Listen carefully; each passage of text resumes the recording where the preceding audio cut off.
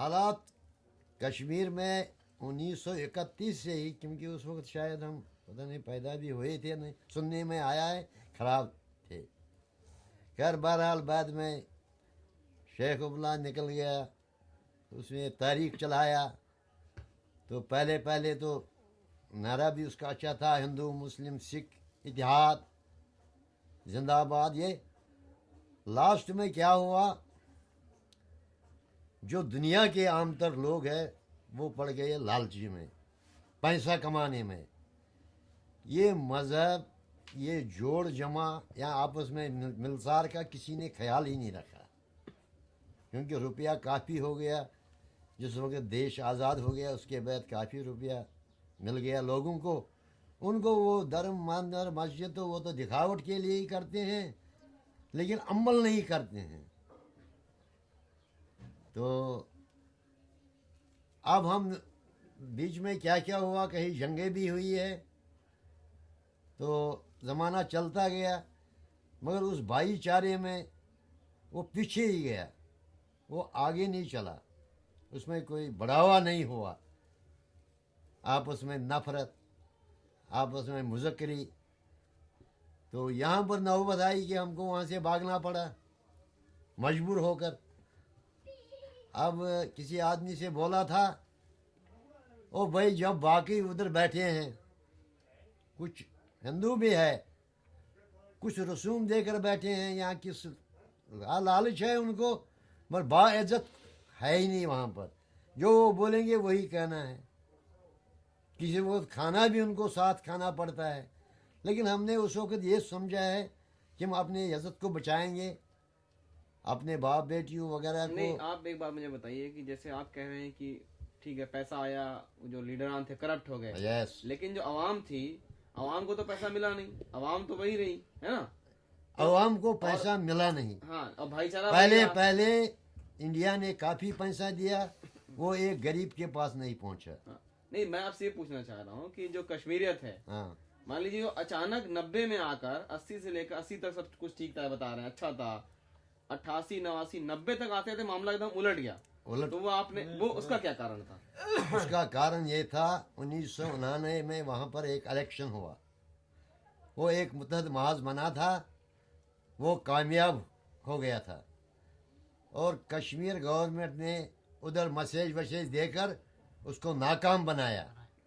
جو young man تھے، پڑھے لکھے تھے، اس وقت دانائی ہندوستان کی یہ تھی کہ اگر ان کے حوالے ہی حکومت کی جاتی، وہی جماعت اسلامی والے تھے، وہی پاکستان مانگنے والے تھے.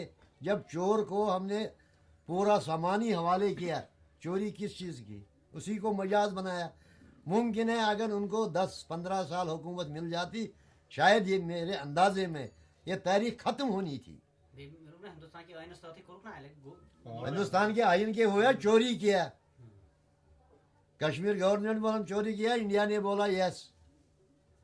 اس سے زیادہ حالات ہو گئے خراب. یہی وجہ ہے ہمارے بھاگنے کا.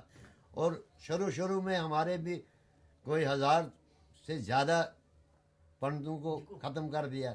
پہلے ان پر ہی وار ہوا. جب وہ نس گئے پھر وہ آپس میں ہی ایک دوسرے کو مارتے ہیں. مگر بیکاز لاسٹ ٹائم میں یہی اصلی وجہ ہوا ہمارے بھاگنے کا. وہ جو الیکشن ہو گیا اس میں انڈیا نے بھی غلط کیا. کشمیر گورنمنٹ تو ہے ہی پیسے کی.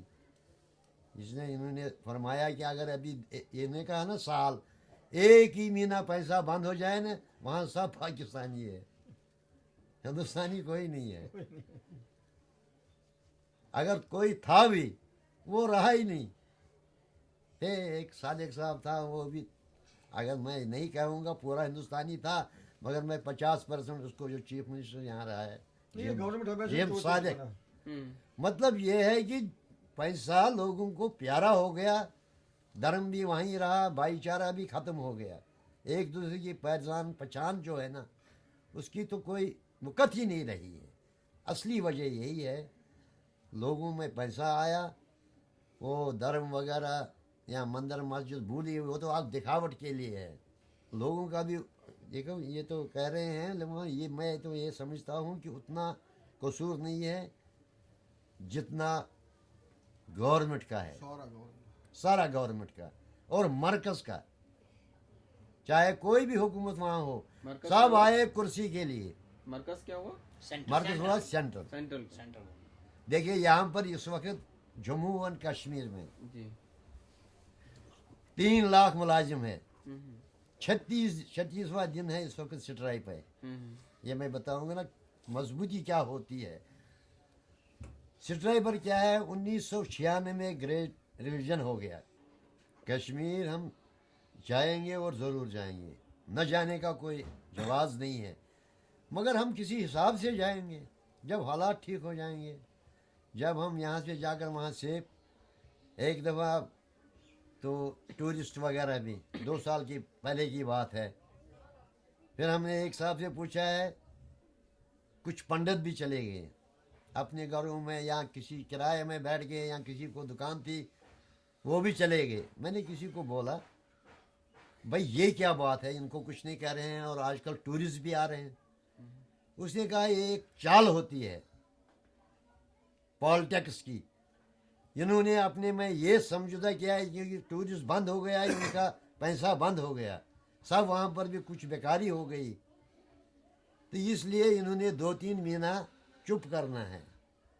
उसके बाद इन्होंने फिर पर डे यहाँ से जो हिंदू जाएगा 20-25 को ख़त्म करना है। उस वक्त सेंटर की भी ये आवाज़ होगी कि पंजाब में जो टेररिज्म हो गया वहाँ भी 20 मरते हैं, अगर यहाँ 15 मर गए क्या हुआ। और लास्ट में हुआ वही, साल 6 महीने के बाद वही कत्ल गारत फिर शुरू।